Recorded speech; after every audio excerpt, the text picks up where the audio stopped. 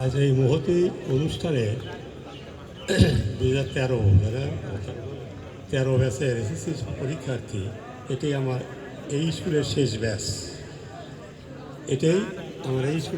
Batch.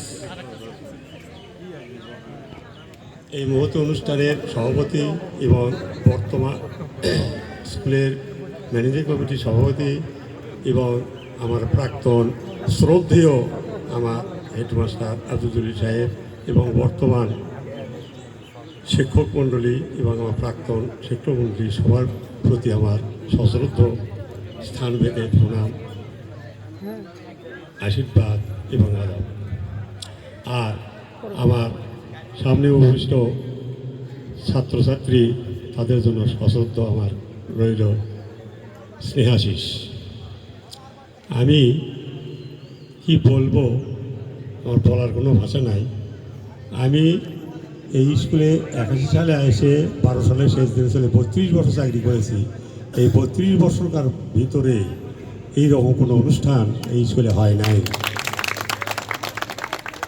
আমার বাড়িতে দুজন ছাত্র গিয়েছিল, একজন মিটু হারিয়ে। এদের কথা শুনে এই বললাম, আচ্ছা আমার শরীর যদি ভালো থাকে আমি অবশ্যই পৌঁছিব।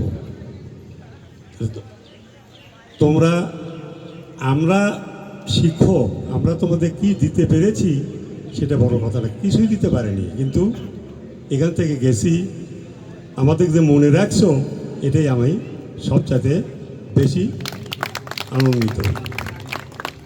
আর আমি কি বলবো, এখান থেকে আমাদের হাতে অনেক পর্যায়ে ছাত্রছাত্রী আছে। যেমন একটা উদাহরণ দিচ্ছি, আমি আজ পর্যন্ত আমি সেই ছেলের কোনো খোঁজ পাই নাই। আমার একটা মেয়ে ভার্সিটি থেকে এসে এই বাংলাদেশ হসে পর্যন্ত এই প্রাইমারি হেডপোস্টে একবারই অ্যাডভার্টাইজ হয়েছিল 13 সালে।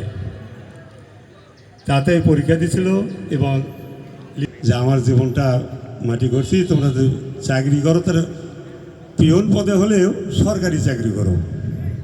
সেখানে জনৈক কি আজ পর্যন্ত আমি ধরতে পারিনি তাকে, কে যেন বলছিলেন যে তোমার বাবা কোন স্কুলে চাকরি করতেন, তো কাগজ করুণাকান্ত উচ্চ বিদ্যালয়।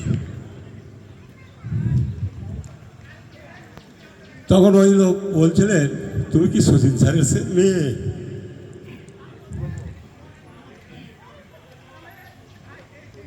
আজও আমার কান্না আসছে কথা শুনে। তা হ্যাঁ, তখন ডিজি সাহেব উনি বলছিলেন আমার সম্বন্ধে অনেক কিছু বলছিলেন, যে খুব সৎ, খুব অন্য প্রকারের স্যার ছিলেন। তখন আমার মেয়েকে প্রকারান্তে ডিসি সাহেব রেজাল্ট দিয়ে দিয়েছিলেন যে তোমার চাকরি হবে কিন্তু করো। তাদের রেজাল্ট দেখা গেছে ডিস্ট্রিক্ট ফার্স্ট হয়েছিল হেডপোস্টে। এবং গল্পটা বলেছি